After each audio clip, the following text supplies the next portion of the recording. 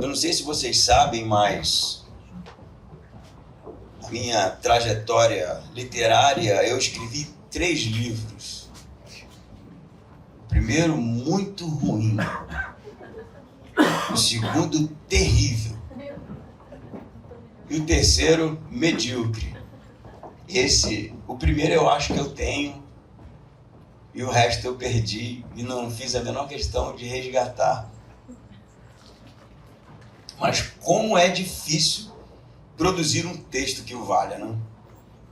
Eu me lembro de ficar horas olhando para o papel em branco, buscando algum tipo de inspiração para vir algo muito ruim, né? Mas de um esforço mental sobre-humano, assim. Quem produz literatura ou conteúdo sabe como é difícil. Mas impressionantemente as crianças não, né? As crianças são muito rápidas, né, para expressar os sentimentos, expressar o que elas sentem. Por exemplo, o Luca me desenhou. Eu cheguei da rua e vi o desenho na geladeira. E eu fiquei olhando e falei, esse sou eu, filho? Ele falou, desenhei você.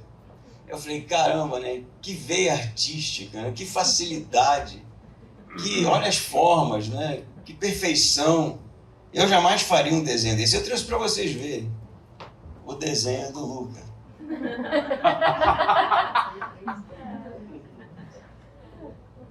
A perna direita parece com a minha, porque é fina. A outra é um tanto abstrato, assim, né? O bigode é meio barba, meio bigode, mas o nariz, eu concordo, é realmente grande. E ele vai explicando, se você perguntar, né? Ele inclusive viu eu mandando para o Arthur para pôr aqui, ele falou, o que você vai fazer com isso? Eu falei, eu vou mostrar lá na igreja. Ele falou, mas eu fiz assim porque essa camisa você tem. Ele vai explicando tudinho. E tu pode tirar, tá? Chega o pessoal aí de mim que isso é bullying já. Mas a pergunta é, né? Se uma criança produz uma literatura, uma frase, um desenho de maneira tão espontânea para realmente expressar o seu amor, o seu sentimento, as suas emoções, será que se eu desse uma folha em branco para cada um agora aqui, eu não trouxe, então você pode ficar bem tranquilo, e eu pedisse para você desenhar algo para Deus, o que você desenharia? É uma pergunta e tanto, né? Desenhe algo, porque tem coreografia espontânea, música espontânea, vamos inventar aqui o desenho espontâneo. Desenhe algo para Deus, assim como eu usei de exemplo, meu filho desenhou para mim. O que será que a gente produziria em uma folha em branco? Eu queria realmente, com esse pano de fundo, ler este texto, que a minha introdução vai fazer sentido, não fique preocupado. Em João capítulo 12, versículo 1, que diz assim, 6 dias antes da Páscoa, Jesus foi para Betânia, onde Lázaro, a quem ressuscitara dos mortos, estava. Ofereceram-lhe ali um jantar. Marta servia, e Lázaro era um dos que estavam à mesa com ele.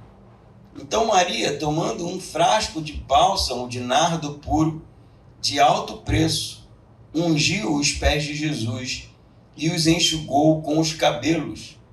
E a casa se encheu com o perfume do bálsamo. Mas Judas Iscariotes, um dos discípulos, o que haveria de traí-lo, disse, por que este bálsamo não foi vendido por 300 denários e o dinheiro dado aos pobres? Ele disse isso não porque se preocupasse com os pobres, mas porque era ladrão. Como responsável pela bolsa de dinheiro, retirava do que nela se colocava. Então Jesus respondeu, deixa-a em paz, pois ela o guardou para o dia da preparação do meu corpo, para o meu sepultamento. Pois sempre tereis os pobres convosco, mas a mim nem sempre tereis. Até o versículo 8.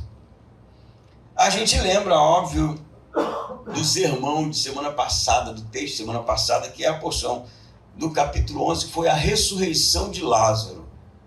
Texto avassalador, uma expressão que eu tenho para para descrever o evento em si, marcante, e um dos 7 sinais descritos por João no seu evangelho.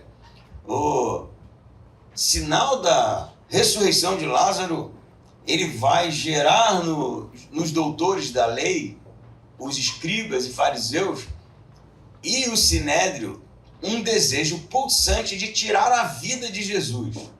Porque se Jesus já estava causando certo rebuliço, a ressurreição de Lázaro vai inflamar as coisas.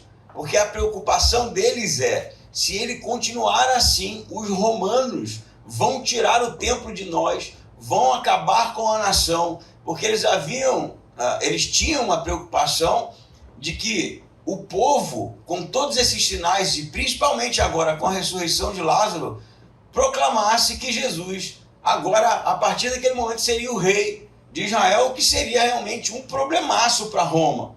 Então, o sinédrio está reunido, né? Se você ler nos outros evangelhos, por exemplo, um pouquinho antes dessa passagem, como está aqui no versículo 45 do capítulo 11, eles estão reunidos realmente para tramar a morte de Jesus, para tirar Jesus de jogada, antes que isso virasse um problema incontornável. Jesus, então, se retira de Betânia, porque Betânia era o lugar onde ele havia ressuscitado Lázaro dos mortos, e um tempo depois retorna para Betânia. O autor vai dizer para a gente, João, que ele está a 6 dias da Páscoa, ou que esse evento se dá a 6 dias da Páscoa. Há uma discussão sobre o dia, com exatidão, que Jesus havia vindo para Betânia. Uns vão dizer que era sábado, outros vão discordar, mas isso não é tão relevante na nossa história. Mas o que é relevante, sim, é que Jesus está à véspera da sua última Páscoa. Ele já tem dito, né, tanto em João quanto nos sinóticos, nos evangelhos, que ele irá morrer e que o tempo está chegando, que a hora urge. Então, se você ler, por exemplo, este mesmo episódio que acontece em Mateus e Marcos, antes da unção, Jesus reúne os discípulos para dizer que a sua hora estava chegando, que ele iria morrer. Em alguns momentos, eles, óbvio, não entendem de maneira plena. Pedro vai dizer, você não vai morrer, vai tentar, quem sabe, mudar ali o discurso de Jesus, ou fazer com que Jesus parasse de dizer esse tipo de coisa. Mas o fato é que Jesus está constantemente dizendo que a sua hora estava chegando. Então João diz para a gente que essa é a Páscoa, última Páscoa de Jesus, porque depois disso aqui ele irá para o templo, a purificação do templo é chamado assim o episódio, e depois a sua morte e crucificação, ou melhor, sua crucificação e morte. Mas esse jantar aqui é um jantar diferente. Por quê? Eu estou ficando rouco, eu vou até onde der, e vai ser até o final. Então, o jantar parece-me, não só a mim, né? Parece para bastante gente que é um jantar que, de certa forma, celebra a ressurreição de Lázaro. O jantar é em Betânia, né? A gente não sabe ao certo qual é o relacionamento de Maria, Marta e Lázaro com o Simão, o leproso, que é assim chamado nos sinóticos, cujo mesmo evento acontece, sendo que nos sinóticos os evangelistas não vão chamar a mulher que ungirá Jesus pelo nome, é só uma mulher. João dá nome à mulher como sendo Maria, mas nos sinóticos a casa é de Simão, o leproso, provavelmente alguém que havia padecido de lepra e que havia sido curado por Jesus. Uma aguinha aqui. Então, diz João que nessa mesa está o defunto vivo, né? Lázaro está na mesa e provavelmente, por ter sido citado aqui, ele é um convidado de honra, de certa forma. Por isso o nome está na lista, né, de convidados aqui, como sendo alguém presente naquele jantar. E Jesus também está ali, né, porque foi aquele que havia feito o milagre. Então é um jantar bem especial, porque Jesus está presente, ok? Porque Jesus estava retirado de Betânia, não vinha em Betânia durante um tempo, porque as autoridades queriam matá-lo, e Betânia ficava bem pertinho de Jerusalém, 3 quilômetros ali, né? Jesus havia se retirado. E também porque Lázaro estava lá. Pensa na curiosidade que gerou isso. Porque as pessoas estavam falando do milagre. O final deste episódio vai dizer que pessoas, multidões vinham até Betânia para ver Lázaro.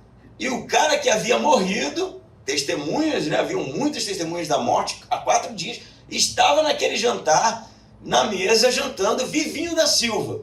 Então há um misto de curiosidade, de alegria, de certa forma pesar por causa de todo o trabalho do Sinédrio de tentar tirar a vida de Jesus, e de gratidão por parte de Maria, que é o que vai acontecer aqui. Vamos lá. Diz o texto para a gente que, no versículo 3, a Maria, que a gente já conhece, né? Eu falei isso domingo passado, que Maria, toda vez que é citada, ela está sentada, né? Ela está sempre sentada. Ela está sempre sentada aos pés de Jesus. Esse é a personalidade e é o perfil traçado por todos os evangelistas sobre quem é Maria. Marta é alguém mais ativa no preparo, no cuidado das coisas, e é o que ela está fazendo, ela está servindo aqui. Está servindo, né? Porque as mulheres não se sentavam com os homens. Então, eu acho até bem importante esclarecer que não era uma mesa assim, nem redonda, né? Não era uma mesa nos padrões do nosso tempo. A mesa era em U, e ela era bem baixinha, né? Era um U, em que os homens se debruçavam, eles com os pés para trás, né? Como que, eu não vou fazer isso aqui que eu vou pagar mó micão, né? Mas é meio que deitado, né? Com a mão aqui na mesa, porque a mesa era bem baixinha, era assim, às vezes estava sentado conversando, mas no chão mesmo, ou em almofadas, né? Era assim que se fazia a refeição. O que acontecia normalmente é que as pessoas caminhavam muito, né? Não tinha ônibus, nem Uber, nem táxi, nem algo do tipo. E os pés ficavam bem sujos. A gente conhece, por exemplo, um evento em que Jesus não foi cuidado de maneira apropriada e ele vai para o jantar com os pés sujos. Então, normalmente as pessoas lavavam os pés, como a gente lava as mãos hoje. Os pés é que eram lavados, porque os pés ficavam bem expostos. Hoje você pode esconder o pé embaixo da mesa, né? Se alguma coisa estiver errada, você fica ali quietinho. Mas nessa situação em que se debruça sobre a mesa, os pés ficam bem à mostra. Então, pensando nesse cenário, embora Marcos narre uma história em que uma mulher limpou os pés de Jesus, não parece a mesma história, porque os episódios são um pouco diferentes, mas há uma preocupação aqui com os pés de Jesus, e fica claro, é onde Maria vai estar. Então, para a gente reconstruir o que está acontecendo, o jantar está sendo servido, Lázaro está ali, há curiosos, os discípulos estão reunidos, há outros convidados, há Simão o leproso. Então, em um determinado momento, Maria faz algo inusitado, extremamente inusitado. Eu acho que, às vezes a gente lê esse texto e não tem a noção de quão inusitado e inapropriado é o ato de Maria aqui.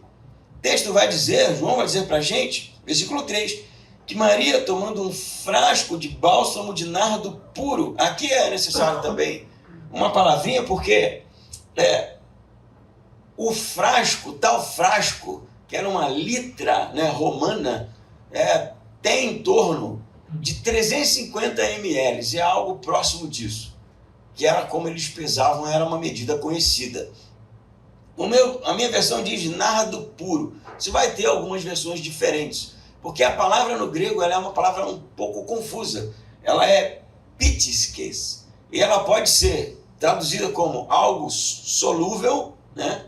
E aí seria um perfume não em pasta, mas um líquido. Ela pode ser traduzida como algo derivado do pistache, que seria um perfume extraído do pistache, e ela pode também ser traduzida como algo puro, que é o que vem na minha versão, que parece a tradução mais apropriada.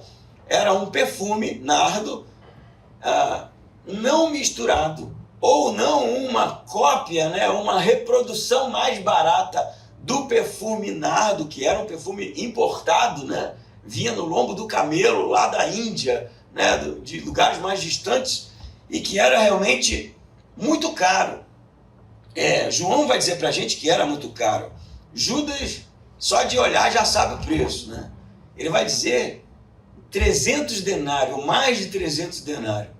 Então, o que significa isso? Significa que aquele perfume, ele valia aproximadamente 1 ano de trabalho de um trabalhador normal. O que isso significa, José? Vamos tentar fazer um cálculo aí. Hoje, o salário mínimo, vamos arredondar para R$ 1.500, sendo bem generoso. 1 ano de trabalho a R$ 1.500 vai dar quanto? 12 meses. Quem é bom? Quanto? R$ 18.000. Aproximadamente isso valia aquele perfume. R$ 18.000. Alguém já comprou um perfume de R$ 18.000 aqui? Eu nem uso perfume. Mas tem. Tem até mais caro, né? Quem gasta... Uma vez, na verdade, fui com um amigo no shopping, ele foi comprar um perfume e eu fiquei assim, ele gastou na época R$ 700 no perfume. Eu fiquei, Jesus, mas não, cara, né? Falei, esse aí é aquele que tem que durar 1 ano, né? Vai durar 1 ano, porque foi a quantidade de vezes que ele parcelou aquilo lá, né? Esse aqui, uma gota, 1 grama, era 1 dia de trabalho de um trabalhador normal. O que leva muitos a especular que a família não era uma família pobre, embora Betânia, a palavra Betânia seja casa dos pobres, esse era o nome da cidade. Mas eles não são uma família pobre. Alguns vão dizer que esse perfume pode ter sido comprado para ungir o corpo de Lázaro, o que seria algo bem interessante, que não chegou a ser usado, porque Lázaro havia ressurreto. Eu não sei em que situação Maria comprou isso. O que João diz para a gente é que era extremamente valioso, valia muita grana, era algo cobiçado, era algo realmente desejado e poucos tinham a condição de comprar este perfume. Não necessariamente para usar ou para ungir alguma pessoa, mas para usar em uma cultura em que o banho era escasso, né? Não tinha água corrente toda hora, né? E a gente sabe que um período depois, Roma construiu os banhos públicos, mas as pessoas não tomavam banho com tanta facilidade, né? Então, o perfume era muito importante para o convívio, né? E quanto melhor fosse o perfume, melhor, mais amigos você teria. O que a Maria vai fazer, cara? Maria é uma coisa, né? A Marta está lá, né? Orientando, servindo, preocupado com a alimentação, que é tudo muito jóia, ninguém reprova a Marta por isso. Mas a Maria pega esse bálsamo, esses 300 e tantos gramas de perfume, é um vidro, né, quebrável, porque quando ele é quebrado, ele não pode ser reutilizado. Assim você vai ver nos evangelhos. João não diz que ela quebrou, mas a maneira de abrir esse tipo de vasilhame era quebrando o vidro para usar o perfume. Se você ler em Marcos 26, em Mateus 26 e Marcos 14, você vai encontrar essa informação lá. A informação de que ela quebra o perfume.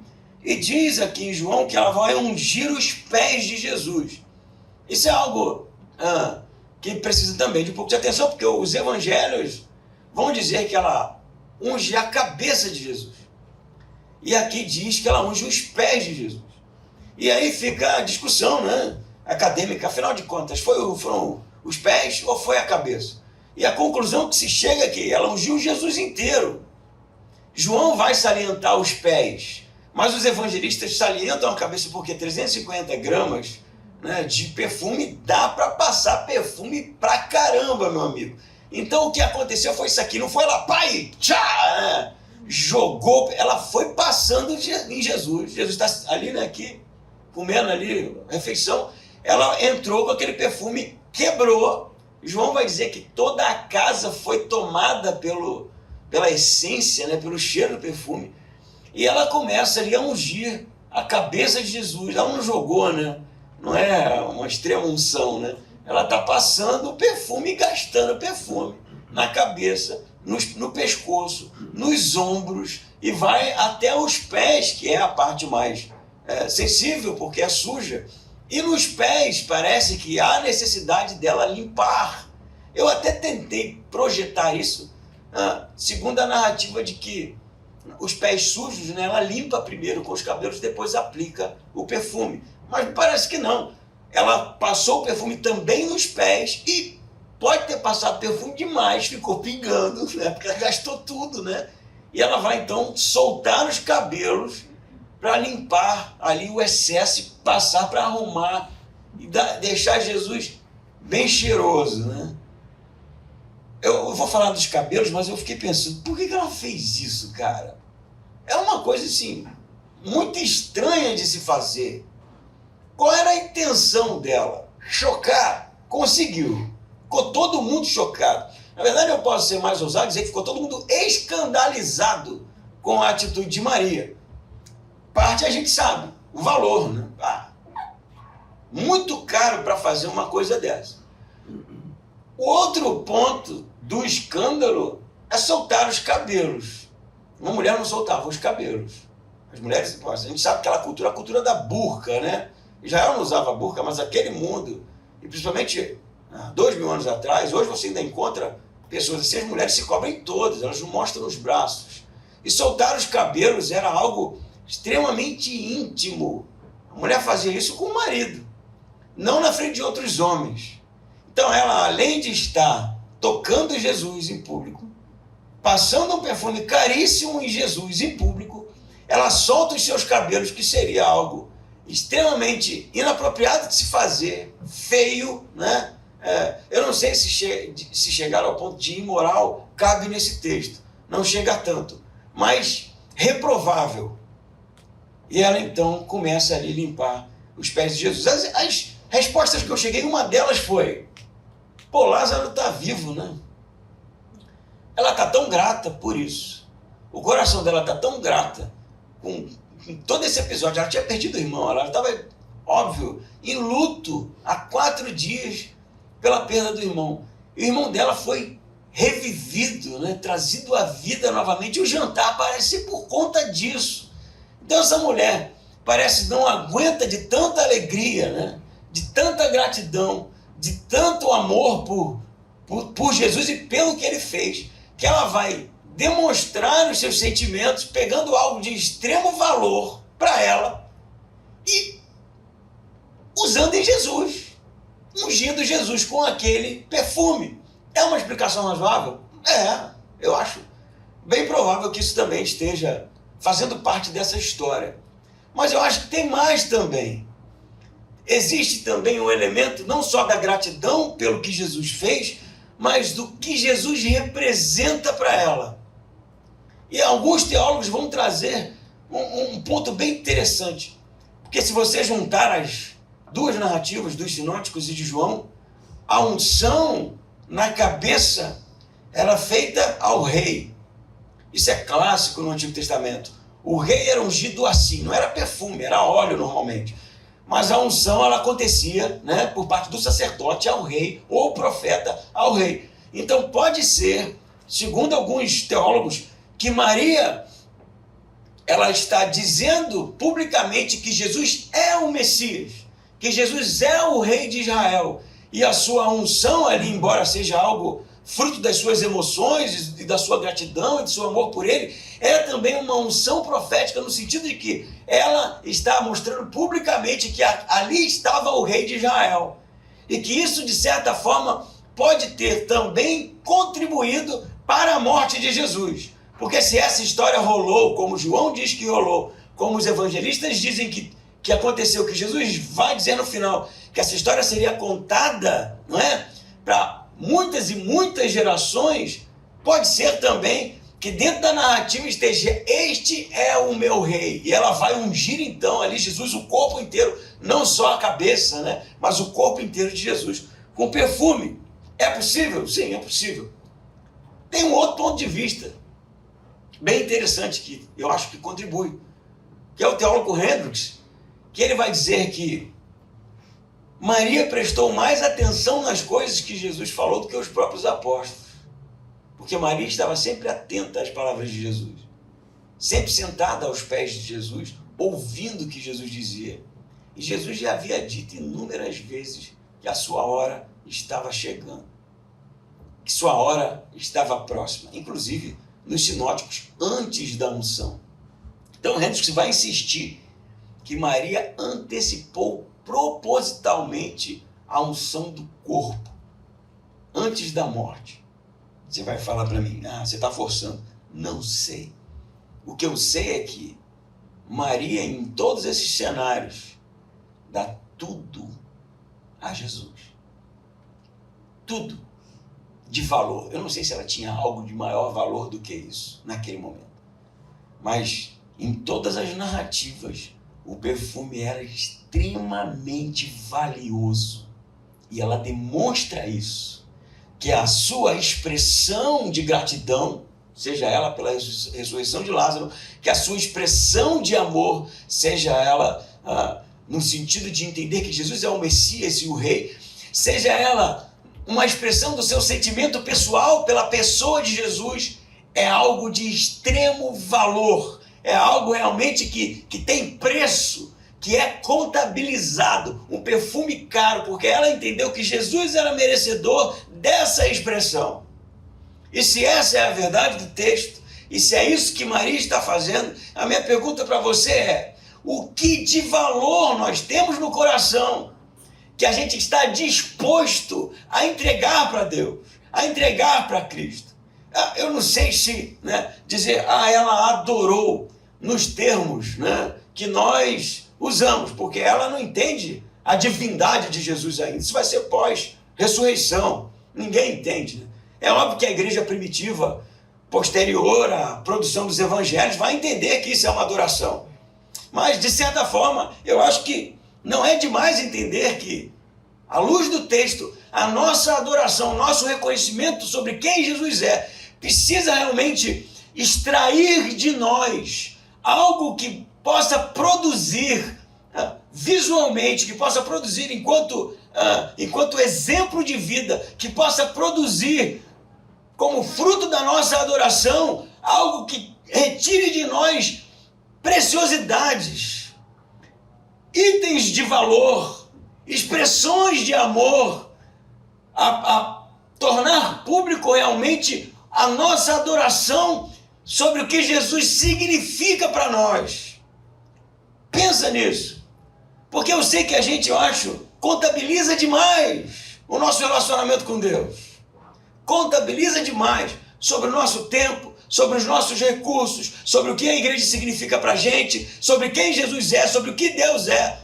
Eu sempre digo isso, porque na maioria das vezes a gente tem uma boa narrativa, uma boa defesa, uma boa desculpa, mas ela não mediu esforços, ela não fez contas, ela não botou no papel e somou se esse mais esse vai dar o resultado X, se eu vou poder fazer. Porque o coração dessa mulher é um coração puro, e tudo que ela queria fazer era realmente tornar Jesus especial naquele momento. Tornar Jesus especial naquele momento, porque um coração grato não contabiliza, não faz contas. Quem ama não fica fazendo matemáticas. Quem realmente está apaixonado não precisa ficar botando no papel se será possível. Há extravagância nisso. Você está dizendo para eu ser inconsequente? Eu não estou dizendo nada. O que está dizendo é o texto. Que se você ama a Cristo verdadeiramente, a expressão de adoração, de amor sua para com Deus não passa pela ponta da caneta, não passa pela calculadora, não passa pelo relógio, não passa pelas responsabilidades outras. Ela é sempre prioridade, é sempre maior. E se não for, nunca será dessa forma. Amém? Amém. Você discorda? Não foi eu que escrevi. Mas Maria deixou a gente exposto. Não foi só a gente não, para você não se sentir mal, os apóstolos também. Porque a história diz que depois que ela faz isso, Judas, tadinho, né? Tadinho nada. João não tem papa na língua, né? Nos evangelhos, ninguém fala que foi Judas que começou com essa história aqui. Lá diz, os discípulos, né? As pessoas. João vai dizer, Judas, tá? Judas começou com esse negócio lá. Judas acabou, depois do seu discurso, influenciou todo mundo. E o gesto lindo, belíssimo de Maria passou pelo crivo da reprovação do grupo. Maria foi mal olhada ali, foi exortada a parar com aquilo, foi mal vista pelos discípulos. Estava lá Pedro, estava lá Tiago, estava lá João, todos eles. O que diz o texto? Mas Judas Iscariotes, um dos discípulos. Aí João já dá uma espetada, né? O que vai trair, vocês fiquem ligados, esse cara vai trair, né? Não havia traído ainda, e ninguém desconfiava da traição de Judas até aqui, né? Então Judas é um dos discípulos, mas João já diz pra gente que vai trair, é o traidor, esse cara é o traidor. Ele diz, deixa eu beber uma água, gente. Até que eu tô gostando da minha voz assim, né? Parece aqueles caras de televisão, né? Diz o quê? O que haveria de trair Jesus, versículo 5. Vai dizer, por que este bálsamo não foi vendido por 300 denários e o dinheiro dado aos pobres?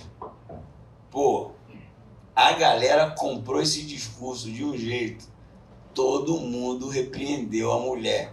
Jesus vai chegar a dizer, deixem de molestá-la, é a expressão que ele usa. Eles reprovam ela e eles ficam ali, né, expondo. Pô, ela já tinha soltado o cabelo, né, já estava numa situação sensível ali. Um cabelinho de alguém dizer, ô mulher, toma vergonha na cara, olha o que você está fazendo, olha que vergonha, essa está acabando com o jantar, para ser uma coisa bonita, você está estragando tudo. Judas começa com isso. Por que você fez isso? Olha só, ela não ia fazer não, ela já tinha feito, nem tinha perfume mais no frasco. Embora haja uma discussão sobre a melhor tradução do texto, mas o consenso é de que ela usou tudo. Jesus vai dizer, ela havia guardado este perfume, né, para ungir o meu corpo. Então ela ungiu, foi da cabeça aos pés de Jesus, o nardo. Mas o Judas não perde a oportunidade, né? Depois dela ter feito, por que você fez isso? Que irresponsabilidade na minha versão herética, né? Você poderia ter vendido isso. Ó, isso é o dinheiro de um ano de trabalho de um trabalhador que você não trabalha, né? Não sabe o que é o trabalho de um ano, braçal. E vendia e dado dinheiro aos pobres. Olha os pobres, né? Coitado dos pobres. Cidade que a gente está se chama cidade dos pobres, casa dos pobres. Bonito discurso, né? Filantrópico. A galera, não é mesmo? Olha que coisa terrível, né? Mas aí Jesus vai entrar e vai dizer, deixe-a em paz. Né? Eu, antes de falar sobre o que Jesus vai dizer, é importante a gente pensar um pouquinho à luz do que João quer dizer para a gente. Ele vai dizer que Judas, ele conta aqui tudo, né? João não esconde as informações. Vai dizer que ele disse isso, versículo 6. Não porque se preocupasse com os pobres, é porque ele era ladrão.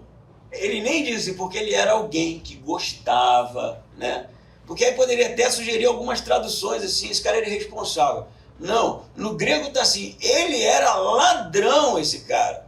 Ele administrava a bolsa, e que bolsa era essa? Era a bolsa de doações, né? Eles recebiam doações de mulheres, de ser narradas, mulheres muitas vezes abençoavam o grupo, e outras pessoas provavelmente ofereciam ali um recurso, né? Que era guardado nessa bolsa para o cuidado deles, manutenção, e de pobres também. O discurso não é vazio, né? Tanto que Judas, quando se retira da ceia, alguns vão dizer, ele foi dar aos pobres. Ele tinha um discurso de filantropia mesmo, era um cara bem politicão, assim, os pobres e tal, gostava da galera. Não, bom, Judas é bom, né? Mas João denuncia. Ele não estava preocupado com pobre nenhum, ele estava preocupado com dinheiro, porque ele era ladrão. Ele tirava da bolsa, a bolsa de recursos da gente, que aquele cara usava. Ele estava de olho era na grana. E uma pergunta que fica é, tudo bem, eles não sabiam, né? João fez uma reflexão sobre quem era Judas depois da traição. Falei que aquele cara, ele nunca me enganou, né? Aquele cara roubava a bolsa. Eu lembro, vi algumas coisas. Provavelmente isso está na cabeça de João. Mas eu fico pensando em Jesus. Por que Jesus, se era o líder do grupo, deixou o Judas como administrador?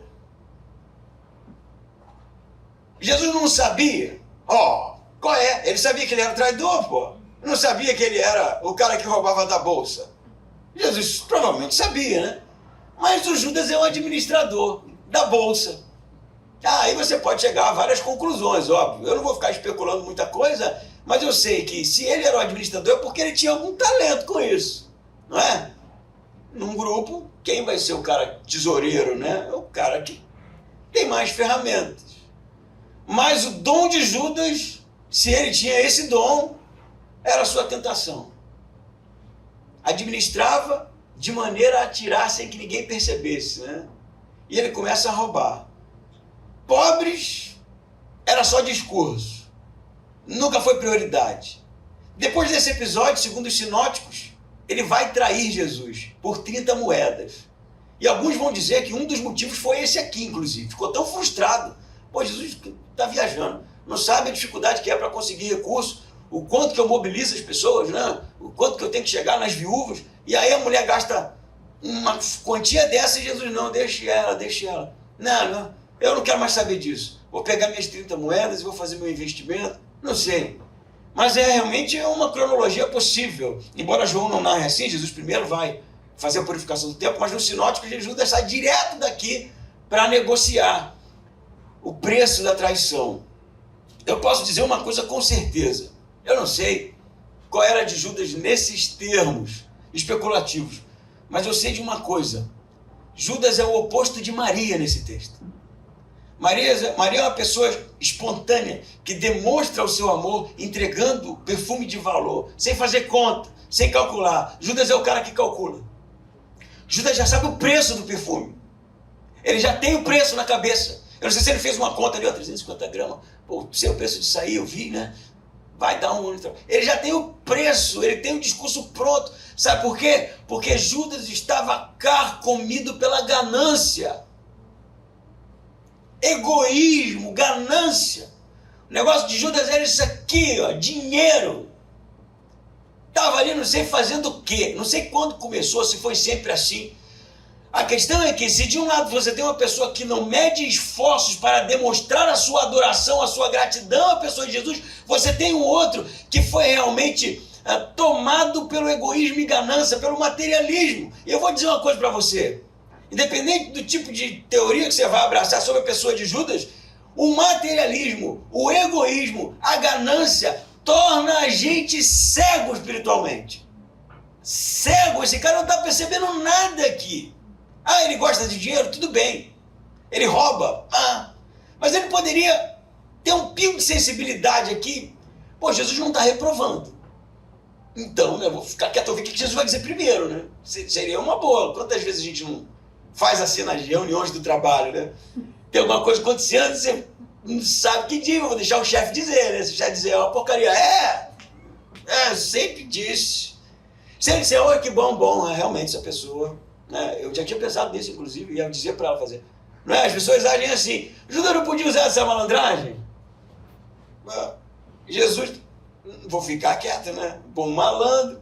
Não, ele nem esperou. Ele está tão tomado por isso, que a única coisa que ele consegue fazer é reprovar. E ele vai influenciar o grupo todo. Todo. E a mulher que era ali a pura da história vai ser, né, a vítima do bullying ali. Olha o que essa mulher está fazendo.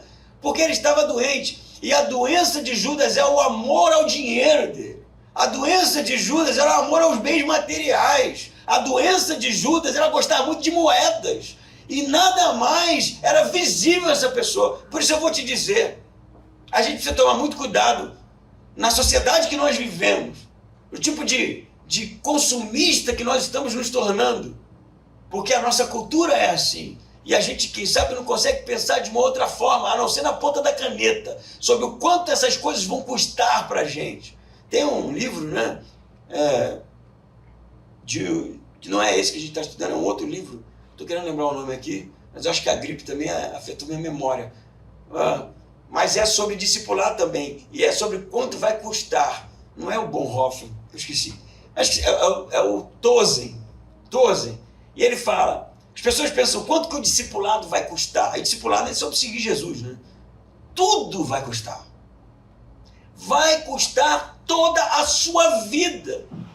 Não tem meio termo sobre que tipo de relacionamento nós temos com Cristo. Jesus vai dizer isso. Se você ama seu pai, sua mãe mais de mim, você não é digno de mim. Se você ama qualquer outra coisa mais do que a mim, você não é digno de mim. Jesus, ele precisa ser a prioridade na vida da gente. Ele não precisa necessariamente ser aquele que está sendo colocado em segundo plano, se realmente meu coração está transbordante de amor por ele, de gratidão pelo que ele tem feito na minha vida, sobre o que ele representa para mim. Não se faz esse tipo de conta, gente. Judas faz. Judas calcula. Judas vê outras prioridades. Judas tem outras ambições. Judas tem outros olhos, outras lentes. E a minha pergunta para você é: quem você é nessa história?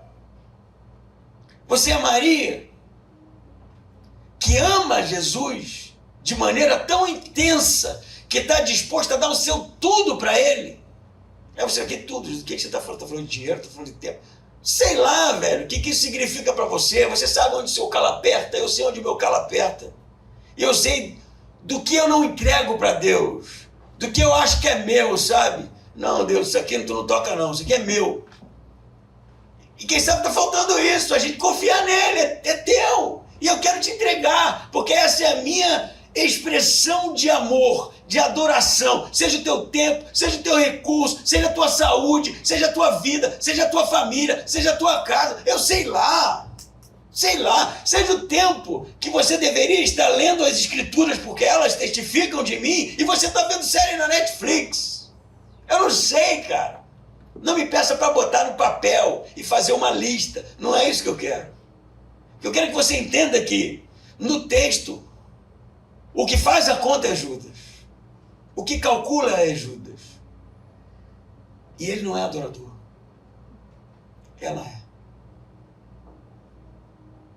O que o texto diz? Agora vem a parte de Jesus, né? São 3 personagens centrais nesse texto: Maria, Judas e Jesus.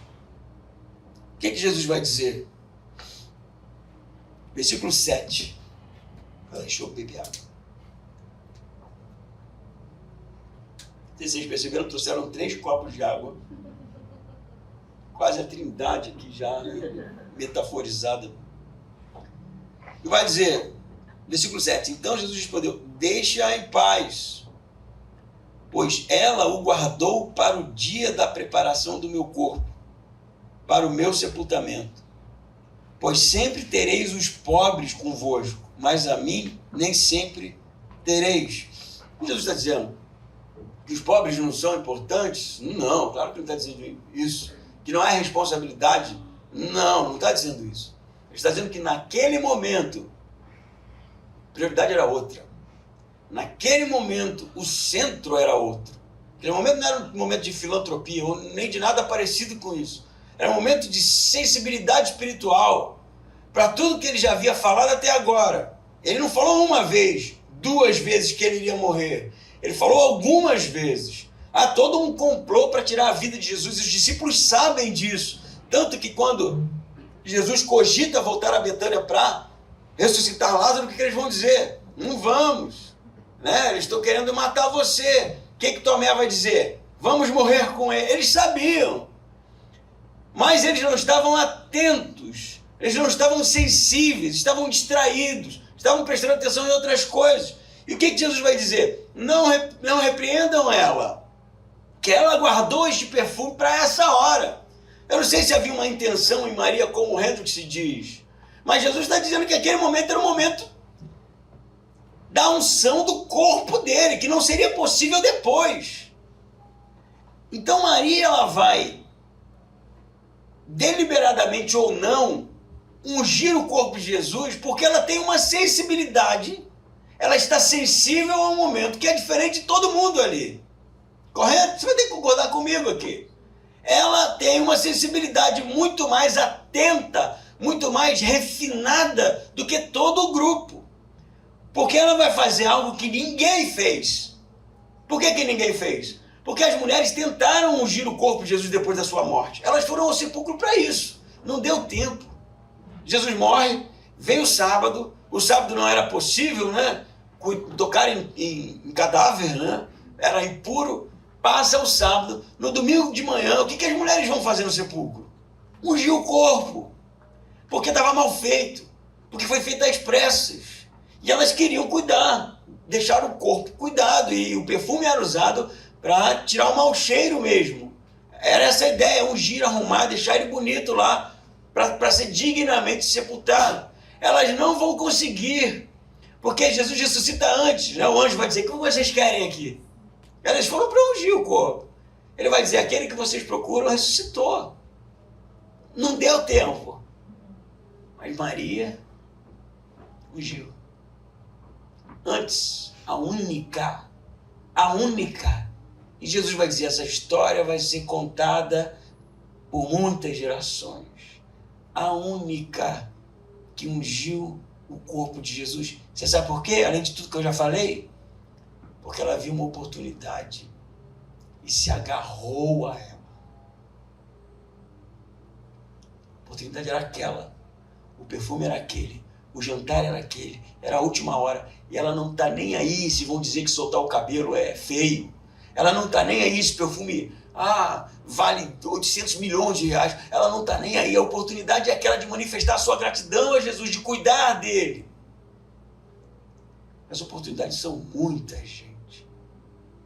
Quantas oportunidades a gente tem de realmente expressar a nossa gratidão, a nossa adoração, o nosso amor a Deus.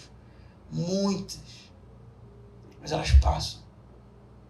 E tantas vezes o nosso gesto não vai ser algo que vai ser conhecido em outras gerações, dos nossos netos, dos nossos bisnetos, porque a gente simplesmente procrastina. Não faz nada. De repente a gente até percebe, a gente não é tão Judas assim não. Poxa, mas a gente não se levanta, sabe? Não põe a mão e a oportunidade passa. O que Jesus está dizendo é assim, não briga com ela não, porque o que ela está fazendo ninguém vai fazer. É a mulher na hora certa, no momento certo, fazendo algo que ninguém fez e ninguém fará. Porque ela aproveitou as oportunidades. Eu vou dizer para você aqui, rouco, mas com muita vontade de dizer, existem inúmeras possibilidades, chances, oportunidades dadas por Deus para nós. Pode parecer pequeno, pode parecer ridículo, pode parecer sem importância, porque normalmente a gente está muito de olho nas coisas que são mais relevantes, né? E as coisas pequeninas a gente deixa passar. Mas a gente não tem ideia, gente, do que Deus pode fazer com isso. E o nosso gesto de amor, embora pareça insignificante, embora seja alvo de reprimendas e de críticas, embora possa estar no centro da exortação daqueles que estão com a ponta da caneta nos dedos, vai perfumar a casa inteira. A casa inteira. Porque o desenho na página em branco, eu não posso fazer por você. É você que desenha. A página está aí. Deus nos dá. Desenhe o que está no seu coração.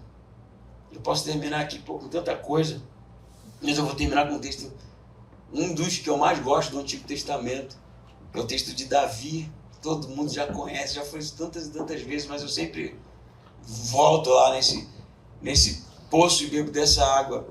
Davi tinha mais nada para conquistar, inimigos conquistados, a arca em Jerusalém, tudo funcionando. E aí o que Davi vai dizer? Vou construir um templo. Porque não é justo que eu viva num palácio e o meu Deus viva numa tenda.